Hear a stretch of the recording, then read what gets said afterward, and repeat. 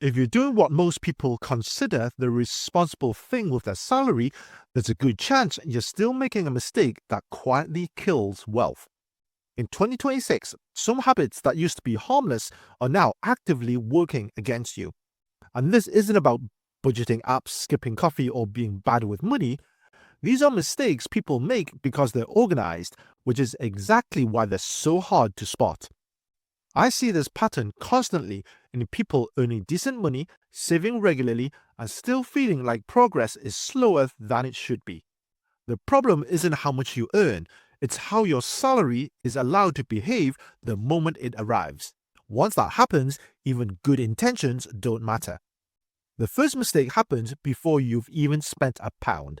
The second feels sensible but quietly slows everything down. And the third is something almost everyone accepts as normal, even though it caps progress. And if you think you've already avoided these, that usually means you're inside one of them. Let's start with the first mistake. Mistake number 1. Letting your salary hit your current account first. This is the default setup for most UK workers. Your salary gets paid, it lands in your current account, and from there, everything else happens. Bills, spending, saving, life. Nothing about this feels reckless. In fact, it feels responsible. Because when your money lands in one place, it feels tidy. We've been trained to think that seeing our money means we're in control. You check your balance, you feel informed, you feel organized. But visibility is not the same as control. And in 2026, confusing those two is costly. Here's the real issue. It's not about overspending, it's permission.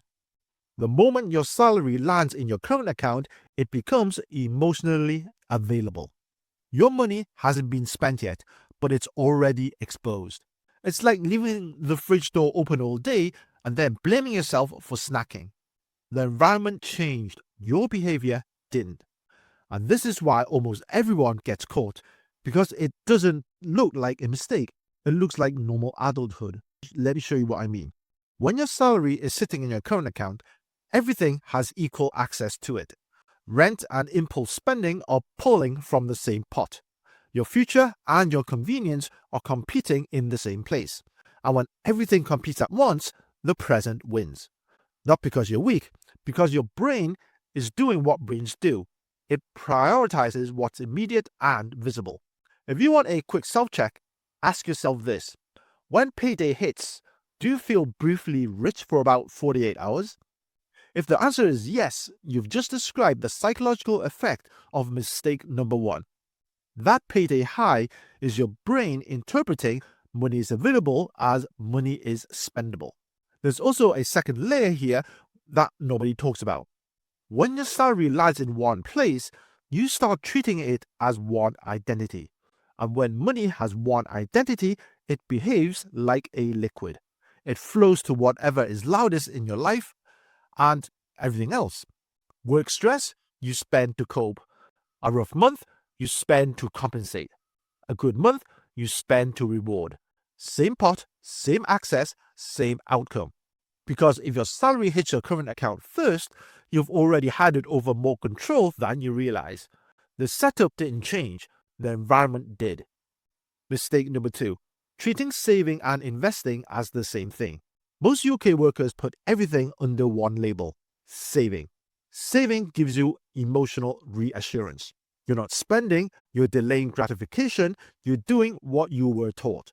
So when results feel slow, people assume the solution is patience. But patience isn't the issue.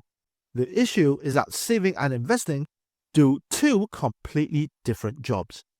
Saving protects you from the present. Investing builds the future. Here's what that looks like in real life. You're being responsible, so you put money aside. You feel like you're progressing, but the progress feels underwhelming. So you start thinking something must be wrong. This is the point where people either start tinkering or they quietly stop. Not because they gave up, because they got bored, confused, and slightly annoyed. That's what this mistake produces: false progress. And the killer is, it doesn't feel like you're doing anything wrong.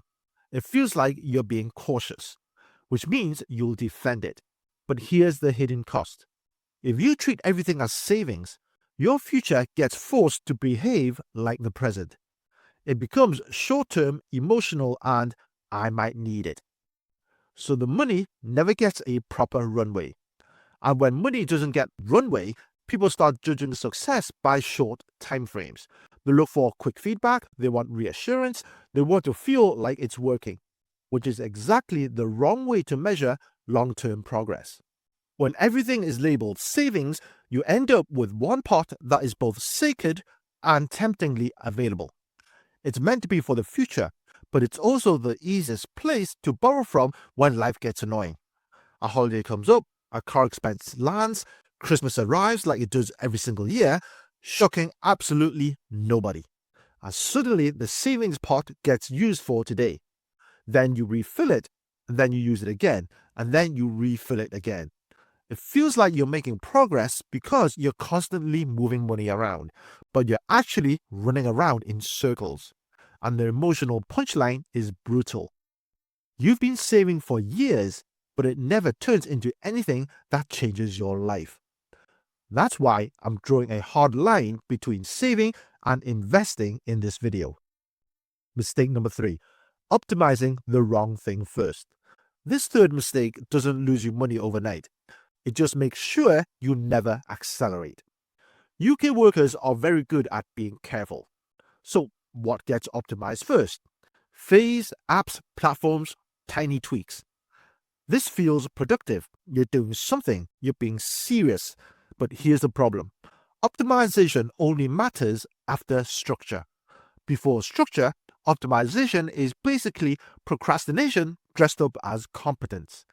It's like rearranging your desk instead of doing the work. You feel productive, but nothing actually moves. When you optimize before structure, 3 things happen. 1. Complexity increases. You add options, settings, features, comparisons. Now, every month contains decisions. 2. Decision fatigue shows up. You stop because you're tired of thinking about it. And 3. Follow through drops. Not because you're lazy, because the system became annoying. This is why money people often struggle more than non-money people, because they can't stop tweaking. They can't leave it alone. They treat it like a hobby. Here's the illusion that keeps this mistake alive. Tweaks give you a feeling of control, and it has a second cost. It makes you feel like you're already doing loads, so you feel entitled to results, but the fundamentals never change. So effort goes up and results stay flat. That's when people get cynical. They say investing doesn't work, or saving doesn't work, or the system is rigged. But really, they optimized a process that wasn't pointed in the right direction. And the frustrating part is, you're usually closer than you think. You don't need more cleverness, you need fewer moving points. Now, mistake 3 has a modern version in 2026. It's the endless comparison loop. You compare apps, you compare fees, you compare features, you watch reviews, you switch, you tweak, you just make one more improvement. And the whole time, you feel like you're being responsible. But responsibility isn't the same as progress. In practice, the comparison loop becomes a substitute for consistency. Because choosing feels like action, but choosing isn't compounding. Now, why are these mistakes worse in 2026? Because costs are higher, margins are thinner, and mistakes compound faster. This doesn't mean old habits were stupid, they weren't wrong, they're just outdated. 2026 doesn't reward effort, it rewards structure. Old habits weren't wrong, they just weren't designed for this environment. Now, before this turns into shame, hear me clearly. These mistakes are incredibly common. They're not intelligence failures, they're not discipline problems, they're system defaults. Most people were never shown a different setup.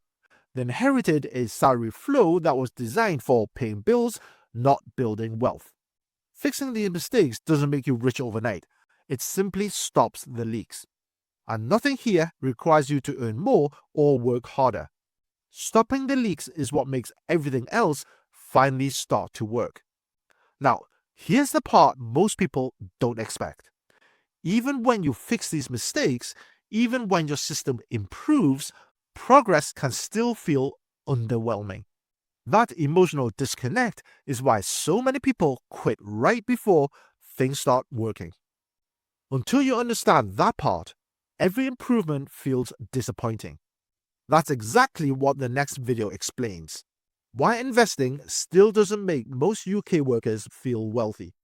Because this is the part nobody warns you about. And it's why most people stop right before it works. This video will be published in the next 2 days. I'll see you there.